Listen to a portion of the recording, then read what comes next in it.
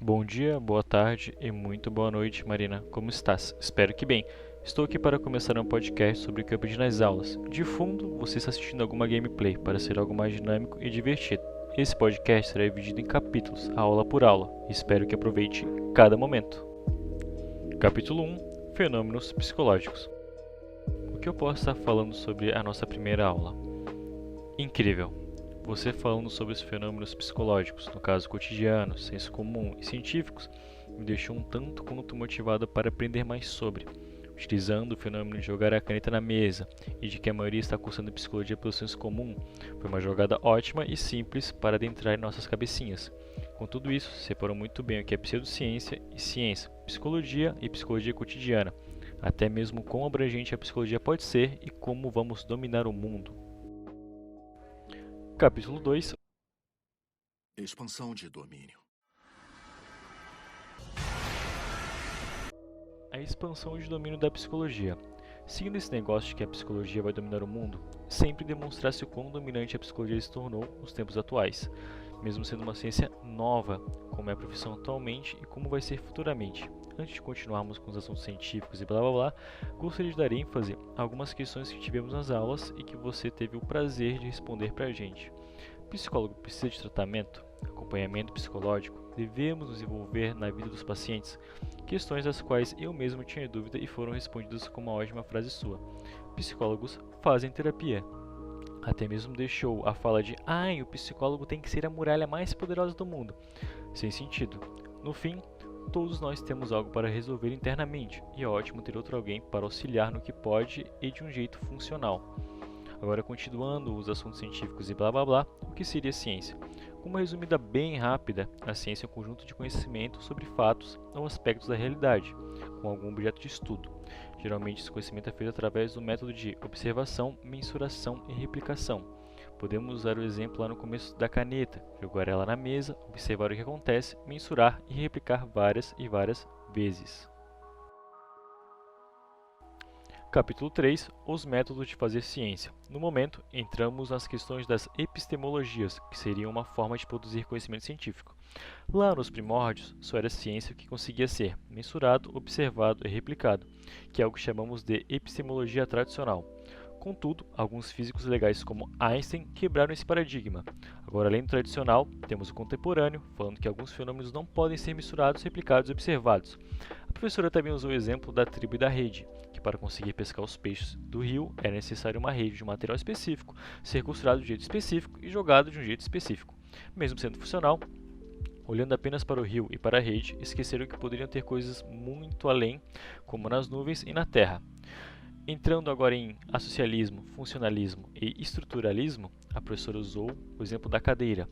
Associalismo, como ela se liga, funcionalismo, para que serve, e estruturalismo, do que é feita. Bem, professora, cadeira é cadeira. Capítulo 4: O comportamento, behaviorismo. Agora sim, entramos em um assunto extremamente interessante e até mesmo complicado, que seria o comportamento. Temos o behaviorismo metodológico de Watson e Pavlov, que basicamente fala sobre estímulo e reação. A professora novamente conseguiu adentrar em nossas cabeças com um exemplo muito bom, que seria o do cachorro, o do sino e da carne.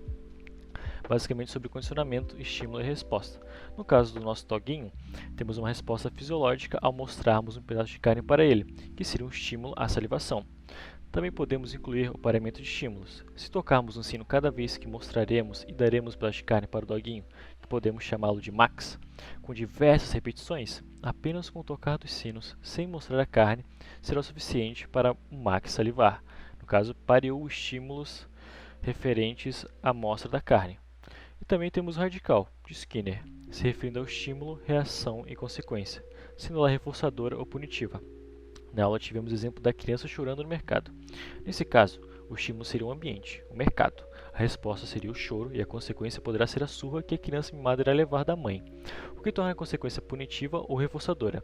O que acontece após a consequência será definido em reforçadora negativa positiva e punitiva negativa positiva. Isso mesmo, amigos, existe punição negativa. Para melhor explicação, vamos levar em consideração que após a surra que a criança levou, ela parou de chorar no mercado. Seria uma punição positiva. porque adicionamos algo, os socos do Mike Tyson, e diminuiu a frequência de tal ato. Caso ela continuasse, a mãe iria abandoná-la no latão de lixo do coque. Brincadeira. Seria um reforço positivo, porque mesmo adicionando a surra, ela continuou fazendo. Tivemos outro exemplo que seria a caixa de Skinner, o famoso super choque dos ratinhos. Skinner fez um experimento referente à necessidade fisiológica do ratinho, a sede, dentro de uma caixa aquário e como iria adestrar ele para conseguir puxar a alavanca liberadora de água. A cada acerto, aguinha, a cada erro, um choque nos cornos.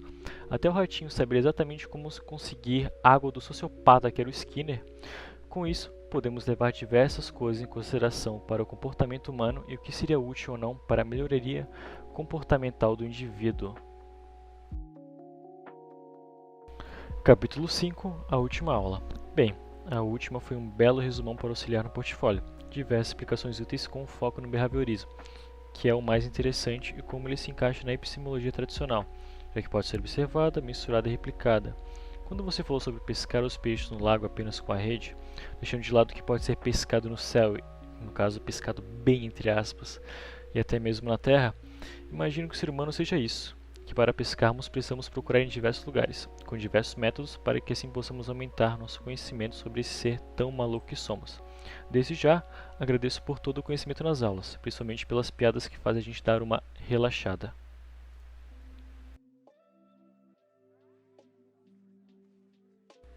E agora vamos para o capítulo Não Sei, que é basicamente eu falando sobre o que eu achei das aulas até agora, o que eu achei da matéria até agora e o que eu achei da professora até agora.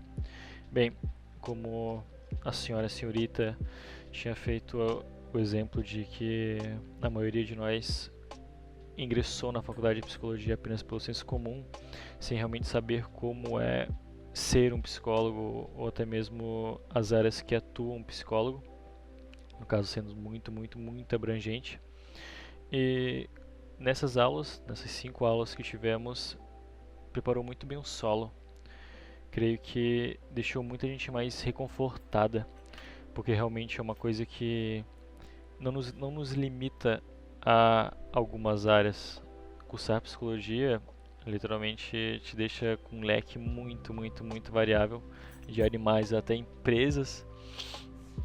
E com essas aulas, essas até mesmo curtas aulas que tivemos, foi muito bom para relaxar e perceber o quão seguro estamos fazendo psicologia, se realmente nos dedicarmos e gostarmos do que estamos fazendo. Realmente estamos muito seguros futuramente e quanto mais o tempo passa, quanto mais o futuro chega, eu acho que a psicologia se torna uma profissão muito mais importante e muito mais abrangente também. Hoje em dia a gente percebe o valor de um psicólogo, coisa que antigamente não era bem assim. E, como eu disse, puxando até mesmo um pouco do saco, realmente a professora conseguiu deixar muita gente relaxada referente a isso. E que vamos dominar o mundo. Então é assim que eu encerro meu portfólio, em forma de podcast, em forma de vídeo. Muito obrigado pelas aulas e espero que nos encontramos logo logo.